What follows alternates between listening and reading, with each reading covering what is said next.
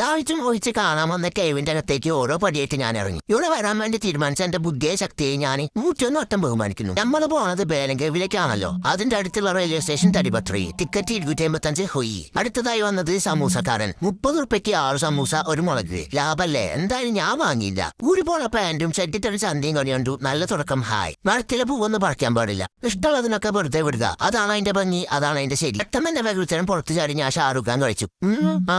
ഇവിടെ വരാൻ പറ്റില്ലായിരുന്നല്ലേ ജീവിതത്തിൽ അറിയാൻ പറ്റുന്ന വ്യത്യസ്തമായ ഒരു വലിയ അനുഭവം നഷ്ടമായെന്ന് ഞാൻ അപ്പൊ തന്നെ ആലോചിച്ചു. ഇതിന്റെ ഉള്ളിൽ ഉച്ചയ്ക്ക് വരെ കൂട്ടിരുട്ടാവും. ഈ ചോന്ന ലൈറ്റ് കാണുമ്പോൾ ദുരൂഹതയും ഭയൊക്കെ തോന്നും. പക്ഷെ ഒന്നും പേടിക്കണ്ട, എന്ത് പറ്റിയാലും നമ്മളോട് സേഫാണ്. ഈ ഗുഹ എങ്ങനെ ഉണ്ടായിരുന്നു? ഇതാണ് നമ്മളെ ബേലങ്കേവിന്റെ പുറത്തെ കവാടം. ഉച്ചയിലെ വെയിൽ മണ്ടയിൽ കുത്തിയപ്പോൾ ഞാൻ തനി ആന്ധ്രക്കാരനായി. തോർത്തുണ്ട് തലയിൽ ചുക്കി. എനിക്കുള്ള രജിസ്റ്റർ നോക്കിയപ്പോ 3 ദിവസം ലീവ്. ബുധൻ, വ്യാഴം, വെള്ളി. മോനെ മനസ്സിലിട്ട് പൊട്ടി. അപ്പൊ നമുക്ക് ട്രിപ്പ് പോവാം. ബുധനാഴ്ച ഉച്ചയ്ക്ക് വീട്ടിൽ നിന്ന് ഇറങ്ങി. എങ്ങോട്ടറിയോ? ആന്ധ്രാപ്രദേശിലെ ബേലങ്കേവിലേക്ക്. പാച്ചിന് സമയം നോക്കി. നല്ല സമയം. റെയിൽവേക്കുള്ള ടിക്കറ്റ് എടുത്തു. 10 റുപ്യ ഹുയി. ഊരി പോണ പാന്റും ചെട്ടിട്ടൊരു ചന്തയും കണിയണ്ടു. നല്ല തുടക്കം. ഹായ്. ബസ് ഇറങ്ങി. ബസ് പോയി. ഞാൻ നേരെ റെയിൽവേ സ്റ്റേഷനിലേക്ക് പോയി. കൗണ്ടറിലെ QR കോഡ് സ്കാൻ ചെയ്ത് കല്ലായിന്ന് പാലക്കാടേക്ക് ടിക്കറ്റ് എടുത്തു. 65 റുപ്യ ഹുയി. പച്ചപ്പും പൂന്തോപ്പും താണ്ടി 1ാം പ്ലാറ്റ്ഫോമിൽ പോയിരുന്നപ്പോ ട്രെയിൻ അതാ പോണ്. പേടിക്കണ്ട, അത് നമ്മളെ ട്രെയിൻ. ഇതാ വരുന്നേ. ഇതാണ് നമ്മളെ ട്രെയിൻ. വണ്ടി നിർത്തുന്നതിന്റെ മുന്നേ ഈ ചങ്ങായി തൂങ്ങി അങ്ങോട്ട് കയറി. അതാ ഓനെന്ന് വീഴാൻ പോയി. അപ്പൊ നമുക്ക് അതിലെ കയറണ്ട, ഇതിലെ കയറാ. ഞാൻ നിർത്തുന്നതിന്റെ മുന്നേ കയറി. ഇതൊന്നും ആരും അനുകരിക്കരുതട്ടോ. എന്റെ ഒരു ഭാഗ്യം നോക്കി എനിക്ക് വിൻഡോ സീറ്റിനെ കുറ്റം ചെയ്തു. അങ്ങനെ ഞങ്ങൾ പാലത്തിന്റെ അടി കൂടെ മൂണ്ടുപോയി. പാലത്തുള്ള ട്രാക്ടറും കുക്കിനൊക്കെ കണ്ട് യാത്ര ഇങ്ങനെ തുടർന്ന് എവിടെ എത്തി? പാലക്കാടെത്തി. പാലക്കാട് പ്ലാറ്റ്ഫോം ഒക്കെ എന്താ വൃത്തി. 2 മണിക്ക് കയറി. ഞാൻ 5:30 ചൂടേട്ട നല്ല വെളിച്ചം നിന്ന് സ്വീകരിച്ച് തൃപ്തിയും പെടുത്തി. നമ്മൾ പോണത് ബേലങ്കേവിലേക്കാണല്ലോ. അതിന്റെ അടുത്തുള്ള റെയിൽവേ സ്റ്റേഷൻ തടിപത്രി. ടിക്കറ്റ് 255 ഹൊയ്. വണ്ടി വരാൻ സമയമുള്ളതുകൊണ്ട് ഞാനൊന്ന് പുറത്തേക്ക് ഇറങ്ങി. പുറത്തൊക്കെ എന്താ വൃത്തി, നല്ല ഭംഗി. നോക്കുമ്പോ അതാ നേന്ത്രപ്പഴം, നല്ല സാധനം. 1/2 കിലോ വാങ്ങി 25 റുപ്യ ഹൊയ്. പെട്ടെന്ന് ട്രെയിനിന്റെ വിശക്കുമ്പോ തിന്നാലോ. ചായക്കട കണ്ടപ്പോ ഒരു വെള്ളച്ചായ കൂച്ചു. കമ്പനിക്ക് ഒരു പഴംപൊരി കീച്ചി. 24 റുപ്യ ഹൊയ്. മന്ദം വരുന്ന ഈ വണ്ടിയാണ് നമ്മളെ വണ്ടി. പൂനെ എക്സ്പ്രസ്. കന്യാകുമാരി പൂനെക്ക് എന്നുണ്ട്. നല്ലൊക്കെ. ബുധനാഴ്ച ആയതുകൊണ്ടാണോന്നൊന്നും അറിയില്ല. ട്രെയിൻ വലിയ തിരക്കൊന്നുമില്ല. ഞാൻ നേരെ വെള്ളപ്പടത്തിൽ കയറി. ഇറക്കാനുള്ള സെറ്റപ്പ് ഒക്കെ അവിടെ കടന്നു ഉറങ്ങി. തിരുപ്പതി എത്തിയിട്ടുണ്ട്. അപ്പൊ കുറച്ച് തിരക്കൊക്കെ കൂടി. പുതിയ ആൾക്കാരൊക്കെ കയറി. സാധാരണ ജനറലിൽ ഉണ്ടാവുന്ന അത്ര കുത്തി തിരക്കൊന്നുമില്ല. പിന്നെ എന്റെ അടുത്തിരിക്കുന്ന ബൈക്ക് ഉറങ്ങണം എന്ന് പറഞ്ഞപ്പോ ഞാൻ അങ്ങോട്ട് നീങ്ങി. ഓനെന്ന് ഉറങ്ങി. തിരുപ്പതി സ്റ്റേഷനിൽ പല പുലർച്ചയ്ക്ക് വരെ നിറച്ച ആൾക്കാരാണ്. ഇരുന്നുറങ്ങിയ ഞാൻ കൈകൊട്ടുണച്ചിട്ട് കണ്ണ് തുറന്നു നോക്കി. അപ്പോഴൊരു ഹിജട വേഗം കണ്ണടച്ച് വായ തുറന്ന് ഉറങ്ങണ മേടിക്കാറ്റി. തയ്ച്ചതായി. പിടിച്ചൊടിക്കാർക്കൊന്നും ഞാൻ പൈസ കൊടുക്കൂല. സൂര്യനദിച്ചുണ്ടേ. ഉടനെ അടുത്ത ആളൊന്നു TTR. ടിക്കറ്റ് എടുത്തിട്ട് TTR വന്നില്ലെങ്കിൽ ഭയങ്കര സങ്കടം. TTR വന്നോണ്ട് ഇക്കും ഭയങ്കര സന്തോഷായി. ടിക്കറ്റിന്റെ നെഞ്ചിൽ ആഞ്ഞൊരു വെട്ടും വെട്ടി മൂപ്പര് പോയി. അപ്പൊ അതാ അടുത്ത ആൾ രംഗപ്രവേശനം ചെയ്തു. മൂപ്പര് കയ്യിലുള്ള തുണി കൊണ്ട് നിലക്കെ തുടച്ച് ചപ്പിന്റെ ഉറക്കം എടുത്ത് അങ്ങനെ പോവും.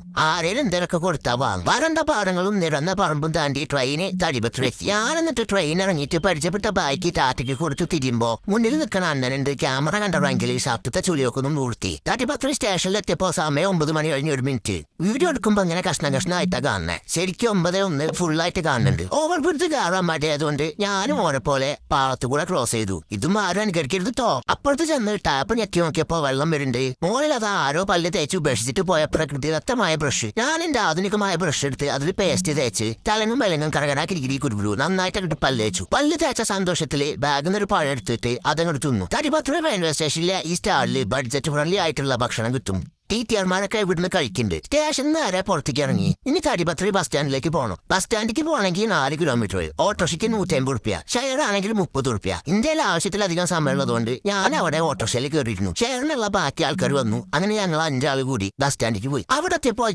പ്രോട്ടീനുള്ള എന്തെങ്കിലും തിന്നാൻ തോന്നി. നോക്കുമ്പോ ആ മുട്ട പുഴുങ്ങിയത്. 2 മുട്ട പുഴുങ്ങിയത് ചോദിച്ചു. ആ ഏട്ടൻ മുട്ട 4 കീറാക്കി ഉപ്പും മുളകും തേച്ച് 2 കഷ്ണം ഉള്ളിയും തന്നു. അതങ്ങോട്ട് തിന്നു. ആഹാ 20 റുപ്യ ഹൊയ്യി. ബസ് സ്റ്റാൻഡിലേക്ക് കയറുമ്പോ തന്നെ അവിടെ ഒരു മൂത്രപ്പുര. സർക്കാർ സംവിധാനം കണ്ടപ്പോഴൊരു കൗതുകം. എനിക്കും പുതിയായി. ഞാനൊന്നും മുള്ളി. തടിപത്രി ബസ് സ്റ്റാൻഡിൽ അങ്ങേറ്റത്ത് 704 നമ്പറുള്ള ഈ വണ്ടിയാണ് നമുക്ക് പോകേണ്ട വണ്ടി. നമ്മൾ പോകാൻ സ്ഥലം ആരും മറന്നിട്ടില്ലല്ലോ. ബേലങ്കേവ്സ്. ബസ്സിൽ കയറി സീറ്റ് ഇരുന്നു. നല്ല ബസ്. വലിയ തിരക്കൊന്നുമില്ല. മുട്ടൊക്കെ തിന്ന് മൂത്രമൊക്കെ ഒഴിച്ച് ഞാൻ നല്ല ചാർജായിരിക്കാണ്. ബാക്കിൽ അന്മാൻ ഇങ്ങനെ നോക്കുന്നുണ്ട്. ബസ്സിലെ സീറ്റും കിട്ടിയ സന്തോഷത്തില് ഞാനൊരു പഴം കൂടി എടുത്ത് തിന്നു. എന്താ രസം. ഹായ്. 10:11 ആയപ്പോ ബസ് നീങ്ങി തുടങ്ങി. ബാച്ചാണെങ്കിൽ 2 മിനിറ്റ് മുന്നിലാണ്. അത് നോക്കണ്ട. മുന്നിലിരിക്കാൻ അമ്മച്ചി സാരിയൊക്കെ റെഡിയാക്കി സെറ്റായി. കണ്ടക്ടർ വന്നു. ടിക്കറ്റ് എടുത്തു. 40 റുപ്യ ഹുയി. കുന്നും പുറം കാറ്റാടിയന്ത്രം കണ്ട് കുലുങ്ങി ഞങ്ങൾ ഇങ്ങനെ പോവാൻ. അപ്പോഴാണ് ശ്രദ്ധിക്കണ റോഡിന്റെ സൈഡിലൊക്കെ ഗ്രാനൈറ്റ് മുറിച്ചിട്ട പോലെ ചെറിയ കുറെ കഷ്ണങ്ങൾ. പോരാത്തന്നെ ഇവിടെ കാണുന്ന കുറെ വീടുകളും മതിലും എല്ലാം പടുത്തിരിക്കുന്നത് ഈ ചെറിയ കഷ്ണങ്ങൾ കൊണ്ടാണ്. ഈ മധുരണ്ടോ അങ്ങനത്തെ മുറി കഷ്ണം കൊണ്ട് പഠിത്ത മതിലാണ്.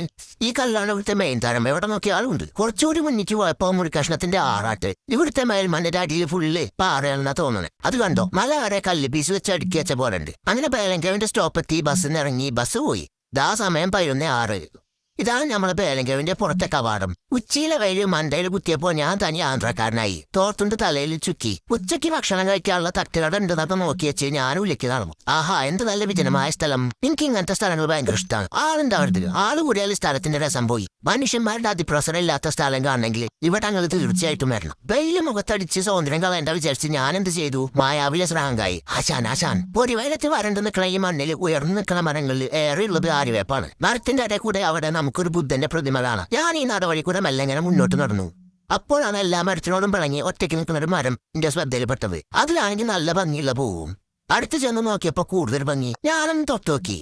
മരത്തിലെ പൂവൊന്നും പറിക്കാൻ പാടില്ല. ഇഷ്ടമുള്ളതിനൊക്കെ വെറുതെ വിടുക. അതാണ് അതിന്റെ ഭംഗി, അതാണ് അതിന്റെ ശരി. ഈ പൂവിന്റെ ഭംഗി എന്നെ വല്ലാതെ വശീകരിച്ചു. അതുകൊണ്ട് പൂവിനെ വീണ്ടും വീഡിയോ എടുത്ത് കുറച്ചു നേരം കൂടി ഞാൻ അവിടെ നിന്നു. പൂവിന്റെ ഇടയിൽ കൂടെ നോക്കുമ്പോ അവിടെ ബുദ്ധന്റെ പ്രതിമ കാണാം. ഇതന്നെ ആയിക്കോട്ടെ ബുദ്ധന്റെ പ്രതിമയ്ക്കുള്ള ഇൻട്രോ. അങ്ങനെ നമ്മൾ പ്രതിമേന്റെ അടുത്തേക്ക് പോവാണ്. 40 അടി ഉയരത്തിലുള്ള പ്രതിമയാണിത്. എന്തിനാണ് ബുദ്ധന്റെ പ്രതിമ ഇവിടെ വെച്ചതും നിങ്ങൾക്കറിയോ? ധ്യാനത്തിന് വേണ്ടി ഗുഹകൾ ഉപയോഗിക്കുക ബുദ്ധന്മാരുടെ സ്ഥിരം പരിപാടിയാണ്. അവർക്ക് ഇവിടെ ഉണ്ടാകുന്ന സ്വാധീനം കാണിക്കാനാണ് ഇത് സ്ഥാപിച്ചത്. പ്രതിമയുടെ ചുറ്റും മലം വെച്ചപ്പോ അകത്തേക്കുള്ള ഒരു വഴി കണ്ടു. അതുവരെ ഞാൻ അകത്തോട്ട് കയറി. അകത്ത് കയറിയപ്പോ കണ്ടത് ബുദ്ധനെ താങ്ങി നിർത്തുന്ന കുറെ തൂണുകളാണ്. തൂണുകൾക്കിടയിലൂടെ നടന്നപ്പോ ഞാൻ ഷാറുഖ് ഖാനായ പോലെ തോന്നി. പെട്ടെന്ന് എന്റെ വെകുച്ചരം പുറത്തു ചാടി ഞാൻ ഷാറുഖ് ഖാൻ കഴിച്ചു.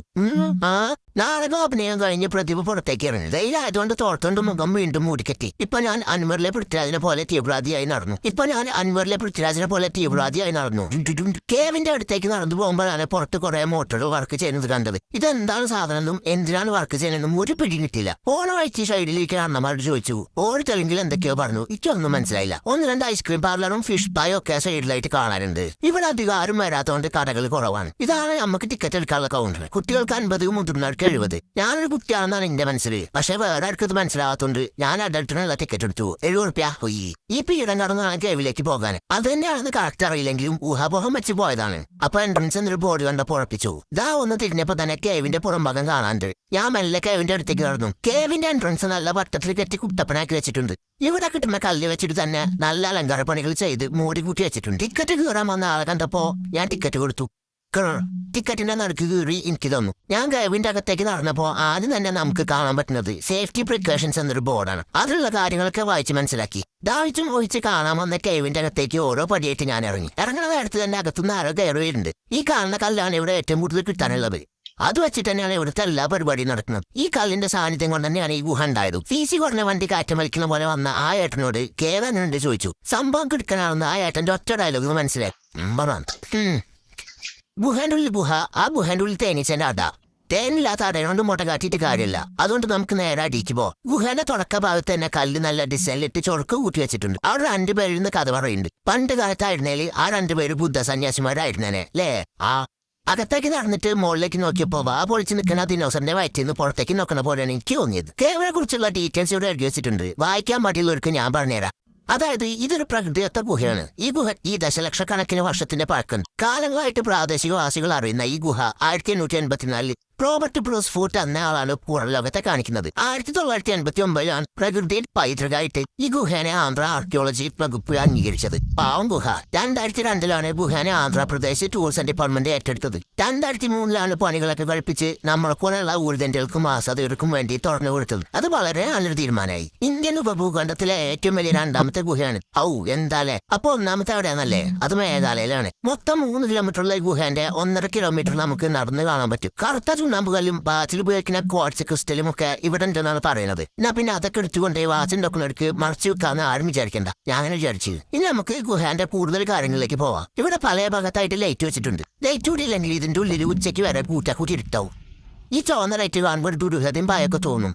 പക്ഷെ ഒന്നും പേടിക്കണ്ട. എന്ത് പറ്റിയാലും നമ്മളോട് സേഫാണ്. ഈ ഗുഹ എങ്ങനെ ഉണ്ടായതും കൂടി അറിയണ്ടേ? കുറെ വർഷങ്ങൾക്ക് മുമ്പ് ചിത്രാവതി നദിയുടെ ഭൂമിക്കുള്ളിലൂടെയുള്ള ഒഴുക്ക് കാരണം ഉണ്ടായതാണ് ഈ ഗുഹ. പിന്നെ ഇപ്പോൾ വെച്ചുപോയി. ഇവിടെ വരാൻ പറ്റില്ലായിരുന്നാൽ ജീവിതത്തിൽ അറിയാൻ പറ്റുന്ന വ്യത്യസ്തമായ ഒരു വലിയ അനുഭവം നഷ്ടമായെന്ന് ഞാൻ അപ്പൊ തന്നെ ആലോചിച്ചു. ഇവിടെ വരാൻ വേണ്ടി തീരുമാനിച്ച എന്റെ ബുദ്ധിയെ ശക്തിയെ ഞാൻ 101 ബഹുമാനിക്കുന്നു. ഗുഹേന്റെ ഉള്ളിൽ ഇപ്പോൾ ഒരു ഉറവ കാണാനുണ്ട്. ഉറവേന്റെ അടുത്ത് കൂടെ നടന്നപ്പോ ഞാൻ എന്റെ നിഴല് കണ്ടു. ഞാനൊരു ഹായ് കാണിച്ചു. ഞാൻ അറിയുന്ന ആളാണേ. ഇങ്ങനെ ഗുഹാന്റെ ഉള്ളിൽ കൂടെ പോകുമ്പോ എന്റെ മുഖത്തുണ്ടാവുന്ന എക്സ്പ്രഷൻ കാണാൻ ഞാനൊരു സെൽഫി വീഡിയോ ഓണാക്കി. ഇത് കണ്ടോ എന്റെ മുഖത്തുള്ള സന്തോഷം? ആഹാ. പോയി നമ്മളെത്തിയത് ഒരു 4 കൂടിയ ജംഗ്ഷനിലാണ്.